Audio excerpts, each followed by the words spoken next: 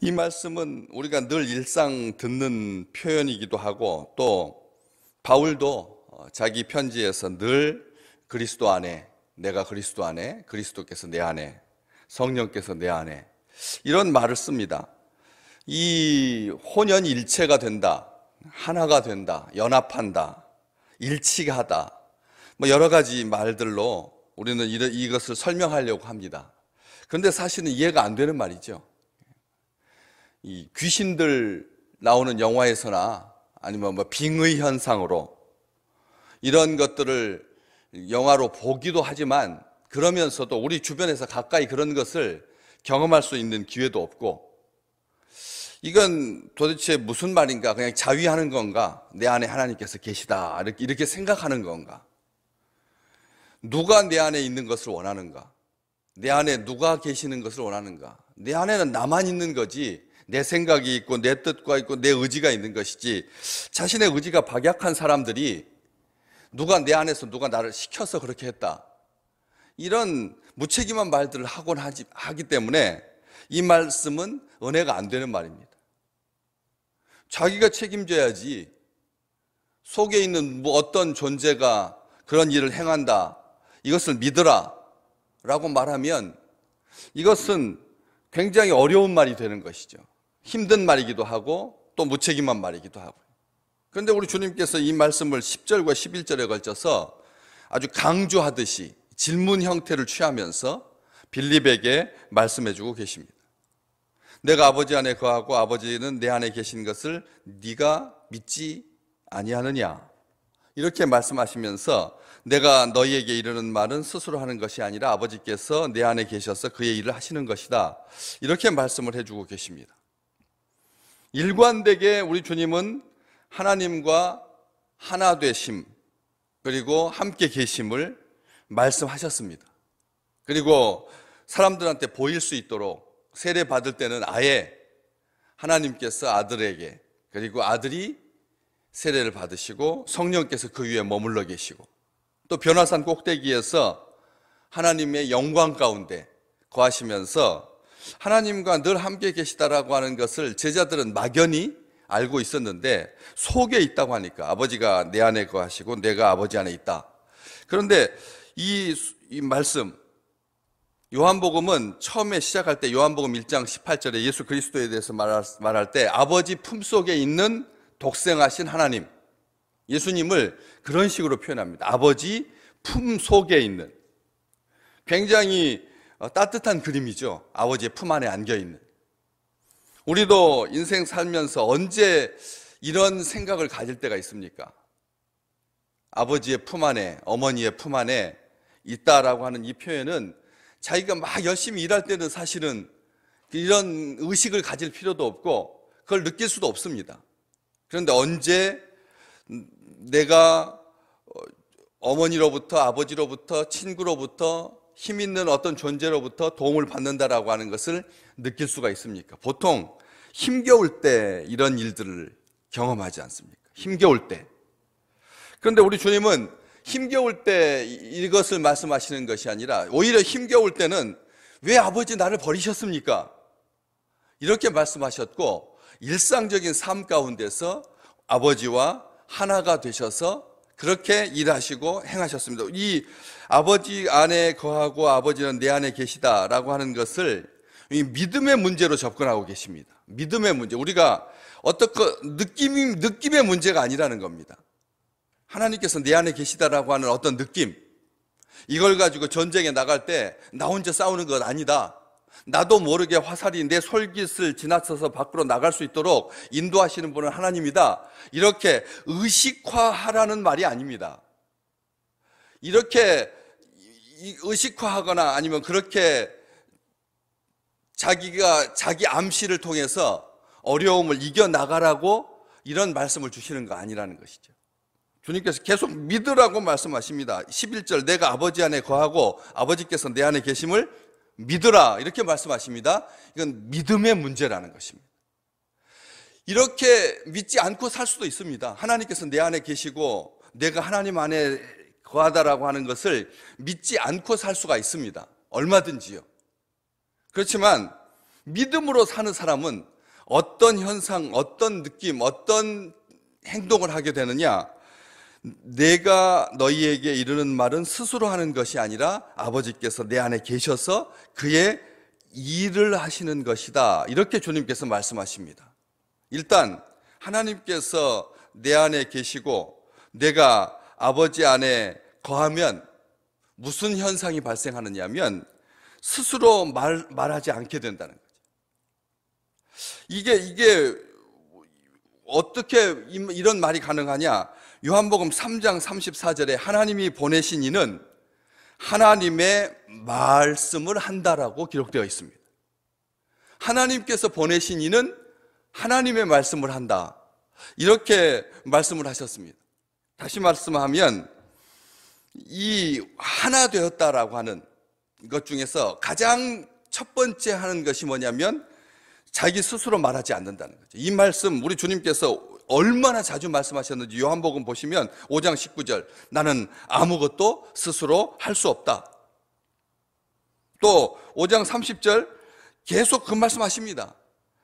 내 교훈은 내 것이 아니다. 7장 16절 내가 스스로 온 것도 아니다. 7장 28절 내 스스로 아무것도 하지 않는다. 8장 28절 내 스스로 온 것 아니다. 8장 42절 보시면 이 말씀 아니고는 행함이 주님께서 이 말씀을 하지 아니하시고는 아예 행하지 않을 만큼 철저하게 스스로 할 수 없다.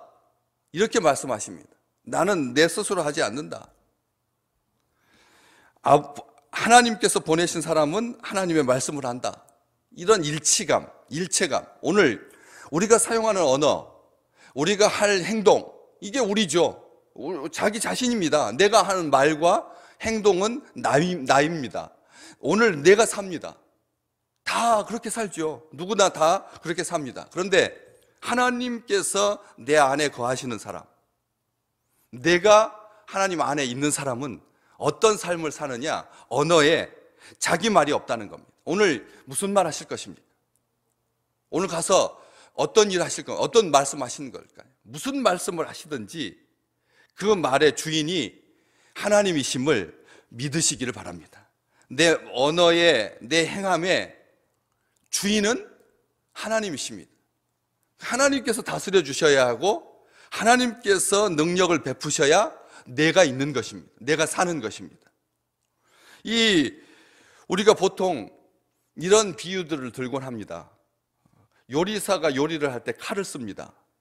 그러면 요리사가 요리할 때 칼을 쓸 때 그 칼과 요리사가 하나 됐다라고 하는 말은 어떤 뜻인가요? 요리사와 칼이 하나 됐다라고 하는 말은 숙련도를 말하는 건가요? 아닙니다. 칼이 요리사의 목적대로 움직일 때 칼과 요리사가 하나 되었다라고 말하죠. 우리가 하나님과 하나 되었다, 하나님과 하나다라고 하는 말은 하나님의 목적대로 말하고 움직이는 것이 하나 되는 것입니다. 이것은 하루 이틀에 되는 게 아닙니다. 하루 이틀에 되는 것이 아니죠. 우리 인생의 전체가 다 하나님의 경륜과 하나님의 섭리 가운데서 하나가 되어가는 것이죠. 그렇죠. 처음에 요리사는 자기 칼과 맞지 않습니다. 자기 성질하고도 맞지 않고요. 그래서 오히려 손톱을 자르기도 하고 또 원하는 대로 잘라지지 않기도 하고요. 그래서 거북스럽기도 하고 불편하기도 하고 서로 안 맞는 거죠.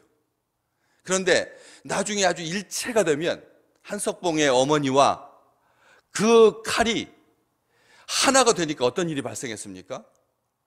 불이 꺼진 상태에서도 정말 가지런하게 단아하게 그 어머니를 드러내는 거죠. 가래떡이 썰려 있는 그 상태가 그 어머니를 드러내는 것입니다. 그런 것처럼 하나가 된다라고 하는 말은 주인을 드러내는 것이 하나 되는 것이죠. 우리 주님 자기를 주장하신 적이 한 번도 없습니다.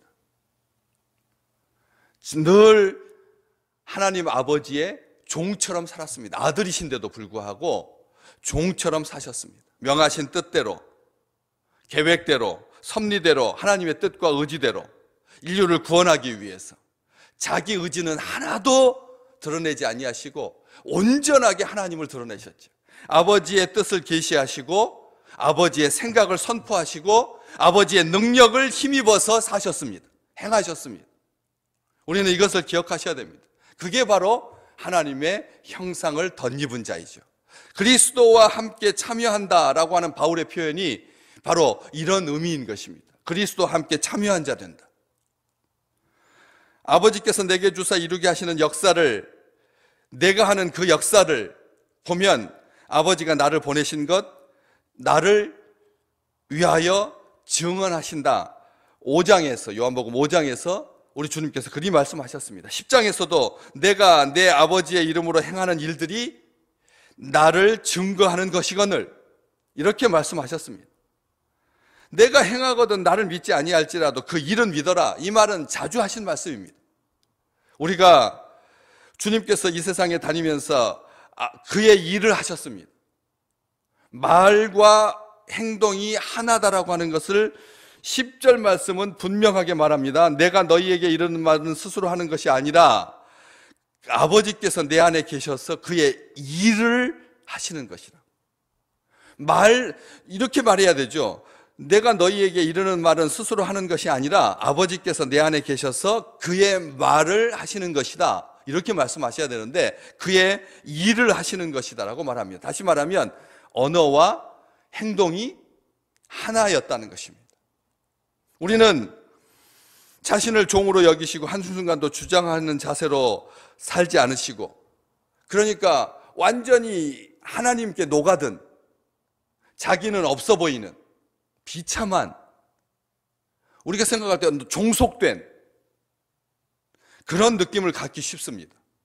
아버지 안에 거하고 아버지가 내 안에 거한다라고 하는 이 따뜻함이 겉으로 봤을 때는 종처럼 섬기시니까, 비참하게 십자가에 못 박혀 죽으시니까, 피조물에게 따귀를 당하시고 침뱉음을 당하시고, 우리 주님이 아버지의 뜻대로 사시다가 정말 낭패를 봤죠. 참혹하게 되셨습니다. 정말 아무것도 건진 것이 없고 껍질밖에 남지 않았습니다. 심지어는 껍질도 없었습니다. 옷까지 다 제비 뽑아서 나눠 가졌으니까 이 세상에 아무것도 없는, 흔적조차 없는, 정말 완전히 망한, 쫄딱 없는 그런 삶을 사셨습니다. 그런데 놀랍죠. 우리 주님은 아무것도 잃은 것이 없으셨다는 것이죠. 아멘. 오늘 우리가 주님 안에서 살고 주님께서 내 안에 사시면 우리 생각에 나는 없어지니까 비참해 보이고, 그리고 언짢아 보이고, 자존심도 없고 힘들고, 이런 느낌이 들 것입니다. 하나님께서 말씀하시고 하나님께서 행하시면 나는 어디 있는가? 모든 사람이 자기를 세우기 위해서 사는데 왜 나는 나를 못 세우는가? 억울할 때도 있을 것입니다. 그러나 이 말씀을 믿으시기 바랍니다. 우리 주님 아무것도 잃지 않으셨습니다. 어떻게 알 수 있습니까? 그는 온전한 평화를 누리셨습니다. 기쁨 가운데 사셨습니다. 오늘 우리 믿음의 식구들에게 내가 없어지면 무슨 일이 발생하십니까? 하나님의 완전한 평화가 임하실 줄로 믿습니다. 완전한 평화, 기쁨. 우리 아버지는 아들을 위해서 일하셨고 영광 가운데 아들을 높이셨습니다. 그러기 때문에 주님께서 만유가 되신다, 이 말은 나는 없다는 것입니다. 주님께서 전부다는 뜻이니까 나는 1%도 없다는 뜻입니다. 때문에 바울은 그렇게 말할 수 있었습니다. 나는 날마다 죽노라고. 이것은 비참한 게 아닙니다. 만유 가운데 행하시는 하나님을 믿으십시오. 살아계신 하나님께서 친히 여러분을 통해서 그 선하심과 그 무한하신 능력과 그 완벽한 지혜를 풍성하게 베푸실 것입니다. 우리가 계획하고 우리가 사는 것 아닙니다. 우리가 조바심 내고 우리가 근심하고 우리가 걱정하는 것 아닙니다. 아버지께서 다 나를 위하여 이루실 것입니다. 주님께서 그러므로 말미암아 완전한 평안을 누리셨던 것처럼 오늘 하루를 보낸 후에 하나님 앞에 그 풍성한 은혜와 기쁨 가운데 하나님께서 내 안에 계시다라고 하는 것을 믿음으로 고백하는 귀한 날 되시기를 주의 이름으로 축복합니다.